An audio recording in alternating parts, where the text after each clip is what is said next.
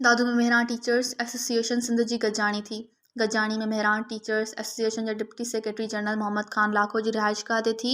गजाणी में Mehran teachers association के सदर शमसुद्दीन सोहो, सीनियर नायब सदर दूल्हा दरिया खान जतोई, सीनियर सदर आपा शेरिन शोरो ऐं ॿियनि शिरकत कई। गजाणी हल्फ़ वफ़ादारी के सिलसिले में हुई। बतारीख़ ते हल्फ़ वफ़ादारी लाड़काने में सदर शमसुद्दीन सोहो की सदारत में थींदी। मेहरान टीचर्स एसोसिएशन अॻवान आपा शेरी शोरो सां पेटे अलिफ हैदराबाद सिटी जे अॻवान तरफ़ां कयल बदतमीज़ी की मज़म्मत कई वई।